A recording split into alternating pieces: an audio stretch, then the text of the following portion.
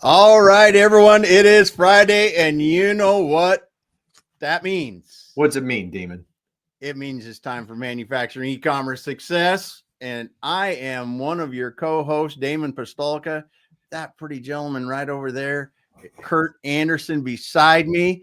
We're going to be talking about understanding your soulmate, understanding your ideal buyers today, and talking about specifically how we do that in the digital game plan.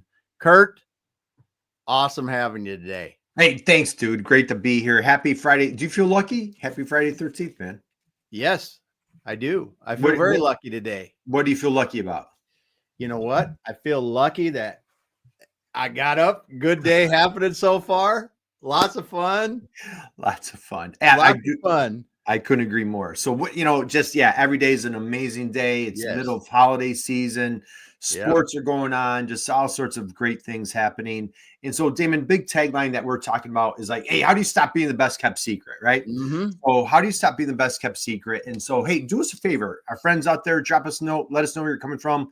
Drop any questions. And so we're going to dive into understanding your ideal buyer. Damon, we'd like to call them your soulmates. Your soulmate, right? Just like, who is that customer? Everybody has that God-given talent. You have your superpower, you have your manufacturer, you've got the machinery, the equipment, the knowledge, expertise, engineering, whatever it might be. If you're in the service sector, whatever it is, like you bring something to the table that people part with their hard-earned money to give to you for your expertise, your experience, your knowledge, make my life better. Right? That's what kind of the definition of a customer, right? So one thing that we'd love to talk about, little tagline here, if you will, is there's a pop quiz out there. There's a pop quiz. You ready? Everybody got their pencils ready? So I don't know. Does anybody even use a pencil anymore? I'm probably showing my age there, right? Get your phone out, right? Yeah. K.Y.S, Damon. K.Y.S. When you hear those letters, K.Y.S, what does that make? What's happening there? Well, around in my mind, it means know your soulmate. Know your soulmate, man. The more that you understand that ideal customer inside and out, the more that you can solve their problems. You understand their challenges, their frustrations, their pain points that people, what's the pain? What's the pain, right? What's the challenge that your customer, your soulmate is having right here, right now? And so, Damon, once you know and understand your soulmate's problem, right, that challenge, then we dive into what we'd like to say is H.Y.S. H.Y.S, my friend. What does H.Y.S stand for? Well, Kurt, that means help your soulmate. All right, so we want to know your soulmate. David, you know what? Your mom would be proud. Put a little star on your fridge there, right? You get a gold star today. How's that? There we go. All right, I know. My mom, Doctor, I might add, Dr. Pistolka, your mom would be very proud of you. So, all right, let's go here. Know your soulmate inside and out. Help your soulmate inside and out. We've got 4 little steps that we're going to dive into. Yep. Okay. When talk, for someone's like, okay, I hear you, I understand you. What are we talking about with that ideal customer, this soulmate thing? Just walk us through that. Well, those are the people that the customers that you have that you just vibe with, right? Mm-hmm. What you do is what they need. They love what you do. They value what they do, what you do for them. And you really find it helping your business do better. Their business is going better. It's a real nice symbiotic relationship. Mm-hmm. They see the value in what they do, what you do. And it really is in your core strengths. Totally hits your core strengths. And again, it doesn't matter. You own a cafe, coffee shop, you make the best coffee, man, you're like making my morning better with this wonderful cup of coffee. If you provide, accounting services, financial services, marketing, if you're a manufacturer delivering widgets, products, whatever that might be, again, like what you bring to the table is you're making the world a better place with the solution. Now let's go here. A lot of times, and I'm very, not embarrassed. I admit, my previous life, I'd be like, you sell to anybody, everybody, right? Yep. But now, Damon, when we try to sell to everybody, we try to be everything to everyone. What happens? You are nothing to no one. You are nothing to no one. I'm giving a shout out to our friend Wesleyan. We're talking to Wesleyan on Monday, but big shout out to her because like she really taught us like when you try to be everything to everybody. And so another one of we have lots of taglines, right? Yes.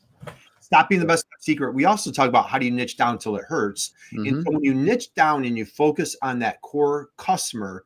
So if you say like, well, who's your customer? Well, they're 18 to 85 and they wear blue on Tuesdays. Or like, wait, time out, right? We got to reel that in a little bit, right? Mm-hmm. We want to know a person, a single individual. It's not like, well, I'm selling to HR. I'm selling to, this department, somebody in purchasing. I'm selling to Damon Pistolka, lives in Seattle, had coffee this morning, rode his bike, worked out like a junkie and just whatever. Right. Mm-hmm. Yeah. Because you really need to understand that. And it's hard right now. I get it hard. We've got clients that are contract manufacturers. We got clients that products and services can appeal to a wide range of industries. Mm-hmm. And that's where people look at it first and go, well, it's really hard.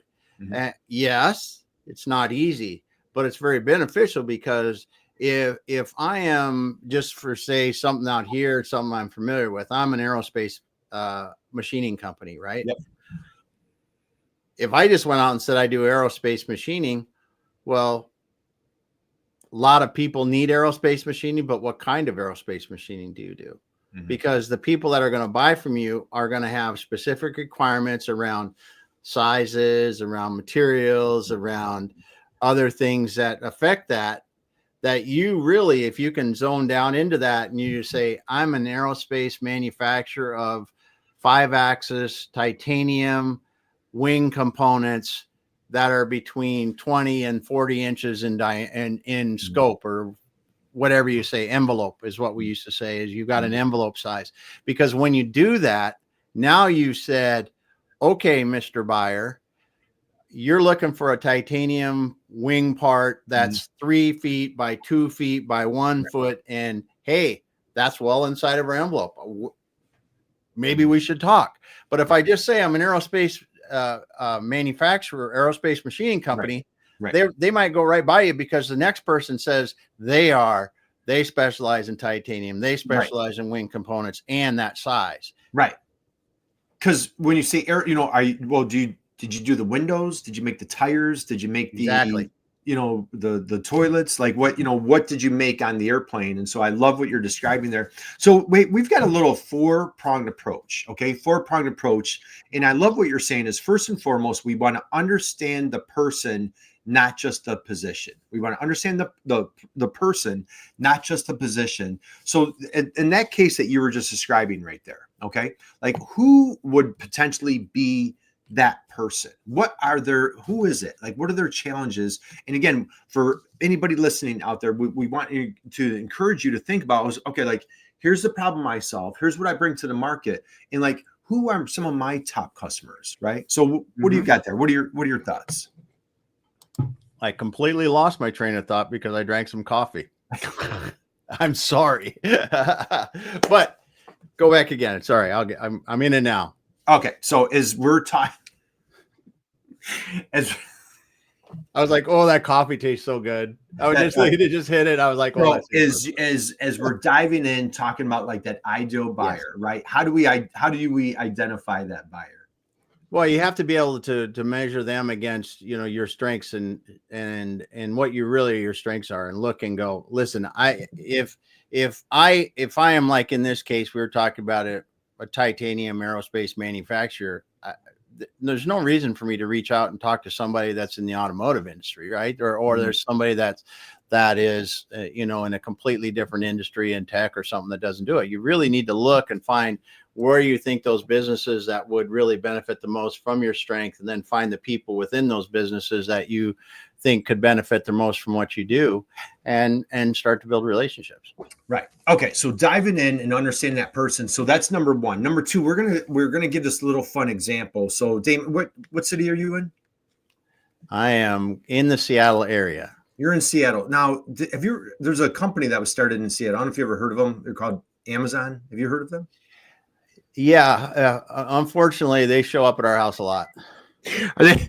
They're at your door. So I'm not in Seattle, and they're at my door as well. Quite on a Yeah. pretty probably 99% of the country is seeing. Yeah. So Amazon has a cool thing.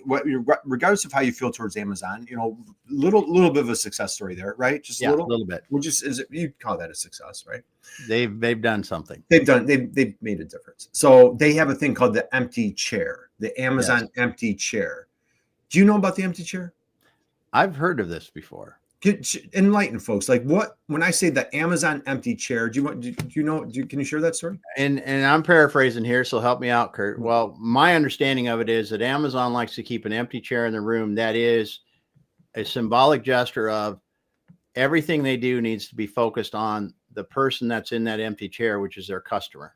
That's right. And if we do that in what we think about, and we understand our soulmate really well, then as we're looking at what kind of information are we sharing with the public, what kind of resources do we make available, how do we help our current clients even more, if we're thinking about those customers, our ideal customer, and their problems, and asking them too, maybe there are things that we can do or share or to continue increasing our value with those customers. Yeah, I couldn't agree more. And so the intention is every time. So whether it's your website, so we're here at Manufacturing E-commerce Success. Obviously, we're talking a lot about digital marketing, digital transformation, e-commerce, SEO, all those fun things. Is so, whether you're talking about your digital assets, every question is about like, okay, hey, there's an empty chair right there, and the customer sitting in that chair. And we're asking ourselves, customer,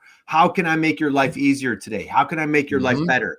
You want to hit the easy button? Well, here's the easy button. We've got your back. We've got it for you. So, any information, as you're improving your product, everything that you want to do. Hey, we're going to send out an email blast. Let's make it all about us. No, let's turn to the customer in the empty chair and ask the person in the empty chair, what do they want? Now, let's play devil's advocate. If that chair is empty, we're still guessing what they want. We've got to ask the soulmate. We've got to ask our customers and listen, be great listeners, right? Any feedback, or what are your thoughts there?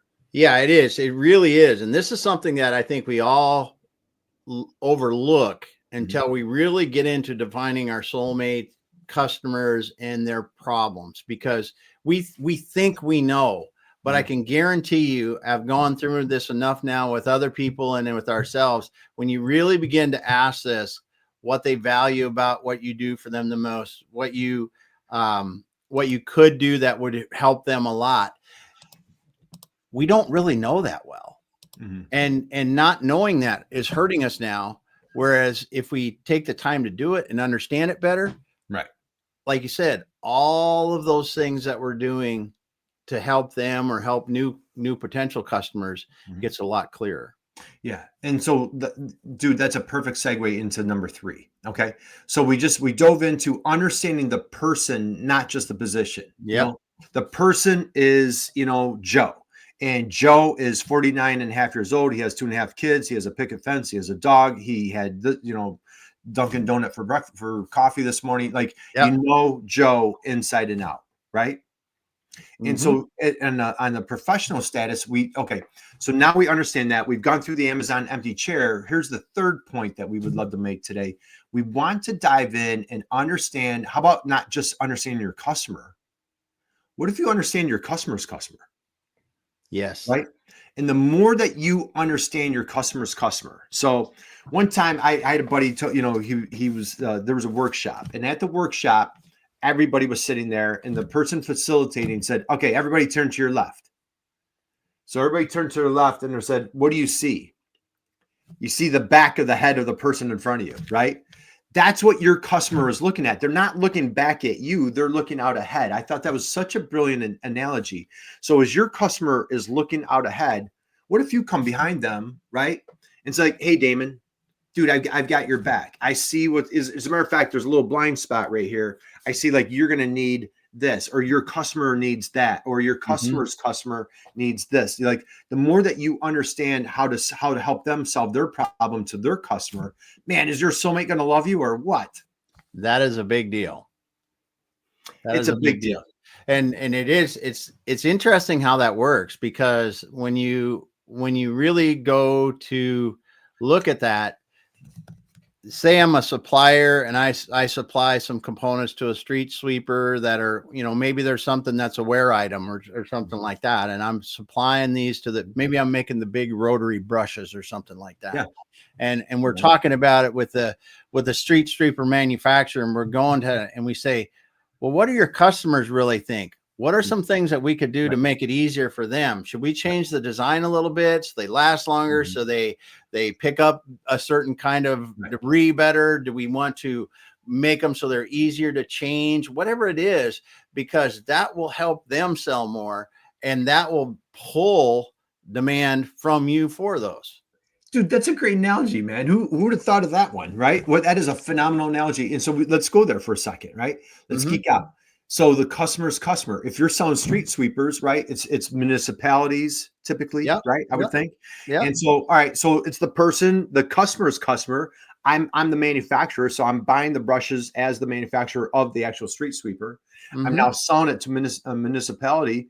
Well, so now I need to understand their buying habits. They're buying, what nurtures them. How does it go through board meetings, minutes? Like how, not minutes, board meetings. Like how do I get approval for financing? All those types of things. And then the person driving the truck, right, is understanding like how can I make that person's life easier? And then the people that live on the street. Right? Like, hey, man, that guy goes down the street, but it never picks up anything. My street's dirtier than when, well, that's a problem, right? Yes. So like understanding like that whole supply chain. That was, hey, dude, round of applause. That was a great analogy. I like that one. Well, there's all kinds of things we can do. It doesn't matter if you're a technology provider and a service. I mean, you could be a plumber and you could be working in somebody's house and you could be supplying stuff to the plumber and you go, well, what if you did this, that would have, another way to help them. And there's so many opportunities to do this, but when you do that, you solidify your relationship with your customer because you're helping them with their customer and grow their business. You're not just supplying something with them. You're also a part of their success by helping them be better in what they're trying to do. You're being the trusted guide. You're being the counselor. You're being the advisor. You're being, the Sherpa. I've got your back. And just, dude, gosh, what a great session, man. All right. Well, I'll give you an example of this. When I was running a molding plant in Tennessee, 24/7 molding plant, right? So we always had supplies. And there was one guy, and I remember him well. He would come in, and if you were looking for a type of supply, he didn't care what it was. He said, I will find someone to get it for you, or I will get it for you. And it was done. I mean, those kind of relationships that you build when you understand your customers well enough, like they don't have time to solve some of these problems. And if you can help solve those problems, that is crazy valuable to those customers. Yeah, I totally agree, man. All right. So we're going to start winding down. We're going to take it home. So we're talking about knowing your soulmate inside and out, helping your soulmate, knowing your soulmate, helping your soulmate. Let's go here. Number 4. Okay. We've gone through 4 steps or 3 steps. We're on number 4. You know what? We encourage everybody go out, like create that buyer persona, right? Yes. I know, like, and I tell you, we've done this, probably hundreds of times. I don't know if I'm exaggerating, right? Hundreds of times, helping clients, helping manufacturers, entrepreneurs create that buyer persona. And I can't tell you, just this week, we're with we did a session this week with it was a team. There was 4 guys, and like they had 2 different buyers. I'm like, well, this buyer is buying, like just say, for example, let's say it was coffee, right? So like they're buying coffee. Well, this person is buying it for a cafe to put on their shelf or put in, they're selling it. Yeah. Well, if I own a cafe and I'm buying from you, like I need return on investment. I need profits. Like if people aren't buying this coffee, nothing personal, dude, I'm not buying your coffee. So like their motivation is profitability, reselling their coffee, right? Another example is like they're trying to sell to corporate settings where like that company, like say it's a financial, accounting firm, 50-person accounting firm. Well, he's trying to sell to them that they have their coffee. Well, now if I'm the buyer there, I'm not concerned about profits. I'm concerned about keeping that's more of a motivation thing. That's more of a retention. That's more of a, a good give back or a nice little perk, pun intended. Did you see what I did there? Yes, it is. Good. Nice little perk. If I'm providing coffee, thank you. My mom, right up there. My mom liked that one. So Anyway, so different, different motivation. So we need to understand that buyer. So Damon, I'm going to share my screen. So we have a fun little exercise. What do you got? That's a good point. Yeah, we're going to go through the digital game plan here and look at the Soulmate exercise, buyer persona exercise here to really show how we segregate the things down and how it works. And this is a great, you brought up a great example though, and I want to talk about that just for a second. We oftentimes have a couple different buyers. You might have a corporate buyer that in the manufacturing space, right? If you're producing a component for somebody, you might have a corporate buyer that, hey, their thing is, I got 1,000 other things that I got to buy. Get it, help me identify you're the right supplier really quick, and I'm gonna like doing business with you, and you're gonna give us decent price and quality, and I'm rolling, right? I want to get this ordered off my desk, and I wanted to show up on time, just like you say. Those are the kind of things. Or if you're looking at a technical buyer, it could be the engineer that's trying to specify this stuff when they're building it out. Then you got to go, okay, what do we need to give them for they can be really make a comfortable decision? And this is why these Soulmate buyer personas are so important, because we know the questions we need to answer if we understand our customer well enough. Yeah. And just think we have a new person on our team, and just, and they're contractors, and I kind of view them as they're coming in, pulling things off of our plate, man. Yep. I'm like, they're my soulmate, man. I'm in love of anytime somebody's coming in, and again, filling in a gap, covering a blind spot, helping you out, moving the needle, making you successful, whatever it might be. And I don't care if you have a taco stand, I don't care what you have, right? Whatever it is, it's like bringing joy or bringing happiness to somebody with a product or a solution. What we have here is, this is our very own we've created ourselves. It's a digital game plan, man. All of our clients love it. They dive right in here, man. And I've been so excited about this. I'm like, and we use it for our own company, our own business. Yeah. We use it for ours. That's the thing. It's not like this is something that we have other people use. We use the same thing, and we find it effective for us, and our clients find it effective. Exactly. So the nice thing is you can actually create that buyer, so, you drop a little photo, you go in here, create that backstory of that person. What are their frustrations? What are their motivations? We have a client, she's an off the charts marketer that we're working with, man. She has her three buyers. This thing is jam packed, fill out. Damon, when you read this thing, it's like you know this person intimately. She knows her soulmate inside and out. And she's like, I've got to educate my soulmate. Why? You know why? Because you know what? She bought Post-it notes this morning. She probably bought toilet paper in the afternoon. And now she's trying to buy something. This client sells something much more sophisticated. And she just doesn't know my product. She doesn't know what I'm selling. I've got to make this as easy as humanly possible. The line that you always use is remove that friction, right? Mm-hmm. Remove that friction. Anything that you want to piggyback on that? I tell you, this exercise, and I fought this exercise for years, honestly. And once you start doing it, you understand how it clarifies what you need to do to help attract the right customers to you. Yeah. And that is just what it does unequivocally, or I can't even say the right word, but it clarifies what you're doing, because you look at this and you say, this is my soulmate customer. Right. Susan is my soulmate customer. This is what she cares about. I don't need to talk about that other stuff. Yeah. Because she doesn't care about that. I talk about what she cares about. Yeah. We had a client this week, and we were going through this exercise, and this was brand new to her as we were describing it. The woman was like, you literally saw the aha moment, yes. She's like, oh my gosh. She goes, I see my customers face to face. She goes, it's Tamara. Tamara is my soulmate. And Tamara is she was 42 years old. She has, a teenager and a kid in college, and she's this, that, the other thing. These are her motivations. This is a life change. She's becoming an empty nester. We dug it. All of a sudden I'm like, man, I've never met Tamara, but she sounds like a really cool person, and we're understanding her. And she's like, okay, now I'm getting a better grasp of how do I nurture Tamara? How do I solve her problems? And now how do I replicate it? Because, man, there's a heck of a lot more Tamaras out there that I need to find. And so, again, without doing this, we're just randomly, they're 18 to 80, they're this, they're that. Let's wind down on this, Damon. I know we're coming to the time. What I love down here is the communication part. Okay. Yes. If we are selling products that we're targeting, like we have younger daughters and young adults, if you will, and so if we're targeting, where are we going to find them? If like for my daughter, probably Snapchat, TikTok, Instagram, that type of thing. You're not going to find her on LinkedIn, right? Yes. So if you're selling products that are exclusively targeting millennials, 20 somethings, under 30, that type of thing, like, okay, I need to be mindful of like they are digital, natives, no, like they live on their phone. How can I connect with them? You and I, Gen Xers, if you want to connect with us, different, like this is why it's so important understanding where that buyer is hanging out at. Yeah, because you could do, with the wrong strategy, you could be looking at Facebook to go after millennials, and it might be few and far between that you're even touching a millennial because they think it's for old people, right?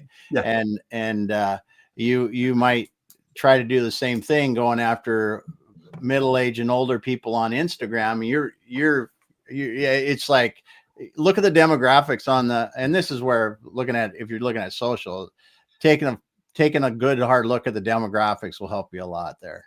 Yeah, 100%. Like we were on a call with a client, and I think we were similar age-ish, and we're like, somebody brought up Facebook, and they're like, yeah, my mother's on Facebook. She's in her 80s. Yes. And and it's just and again, if that's who you're targeting. And so anyway, let's wind down. Hey, we've got some friends here. Curtis is here today. Yeah, Curtis. Hey, thanks for stopping by today, dude. There is someone that understands his customers very well, as he's helping them with either transitioning on the individuals from opportunity to opportunity, or those individuals that they help with their outplacement services. Yeah, it took me a second there, but hey, thanks for being here today, Curtis. He does awesome work. Giants here today. Thanks for being here today. He says, hi, sir. Rhea White's here today. Glad to see you here today.